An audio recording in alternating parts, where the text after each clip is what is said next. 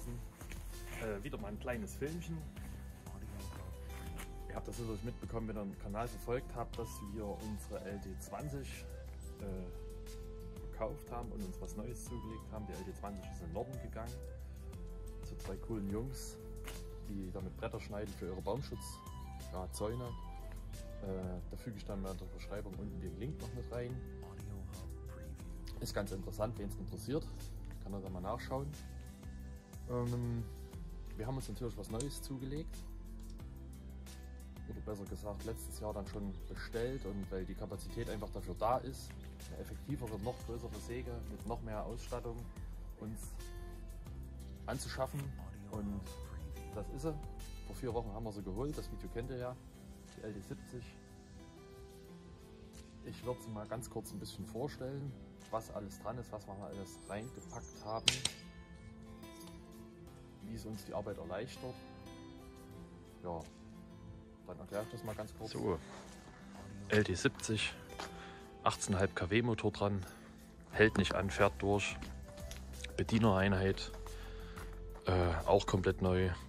Würde ich vielleicht auch mal ein kleines Video dazu machen. Rechner auf alle Fälle ein kleines Video dazu, weil das ist gar nicht so einfach, wenn man den SW10 genommen hat davor oder benutzt hat. Hier ist alles bedeutend anders. Ein paar, 2, 3 Funktionen sind noch dieselben, aber da mache ich noch mal ein Video auf Deutsch drüber, weil gibt alles nur in Englisch. Ja.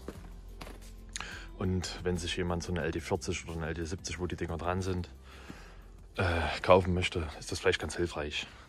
Jo, Bandspannung auch komplett anders als an der LD20 mit Luftdruck.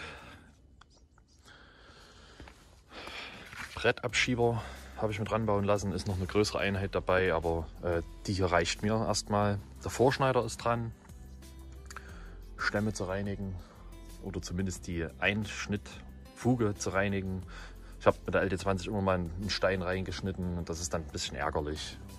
Ja, die Schnittbreite noch, 86 cm freier Durchlass von der Bandlaufrolle bis zu der.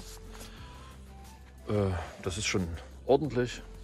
Größer geht, glaube ich, nicht bei diesen Sägen. Na, das ist ja auch die sogenannte White-Option. Ja. Verteilerkasten. Ja, kommen wir zur Hydraulikanlage. Stammheber. Hat bis jetzt alles hochgebracht.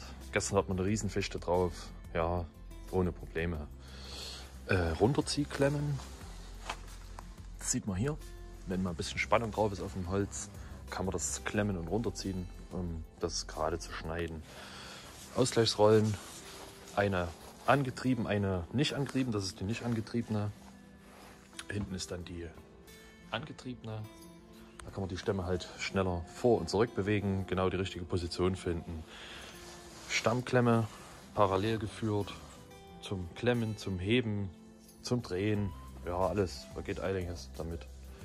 Und das ist das Wichtigste, weil ich dran haben wollte. Der Kettenstammbänder, der dreht alles, was geht. Also das ist auch, wenn man da eine dicke Eiche drauf hat, das wird einfach in beide Richtungen gedreht, um den Stamm halt genau richtig zu positionieren. Jo, ich gehe mal kurz noch rum. Die Stämme sind schon vorgepoltert. Schnittlänge ist immer noch dieselbe, 6,10 Meter reicht. Man braucht auch das Holz dafür, muss es auch bewegen können. Hydraulische Anschläge, 3 Stück habe ich ranbauen lassen. Hier oben, das habe ich ein bisschen umgebaut. Da kann man auch dünnere Stämme klemmen, die man auch relativ häufig schneiden, weil die Originalklemmen sind da ein bisschen umgebaut. Oder ein bisschen weniger geeignet. Da rutscht auch manchmal ein Stamm einfach dann drüber. Das ist ein bisschen blöd. Also deswegen die Teile, die hatte ich an der LD20 auch schon dran gehabt. Der Abnahmetisch, original von der alten, wieder rangebaut. Passt 100 Pro, einwandfrei. Hat man Glück gehabt, musste man nicht viel umbauen. Ein paar Stützen drunter geschraubt. Macht das alles ganz stabil. So Freunde, wisst ihr, was wir haben? LD70, wunderschönes Arbeitsgerät. Es geht jeden Tag schneller. Auch mit der Hydraulik muss man sich ein bisschen anfreunden, was alles so machbar ist damit. Das ist wirklich eine ganz feine Geschichte. So, muss man wieder was machen. Ja, also bis demnächst.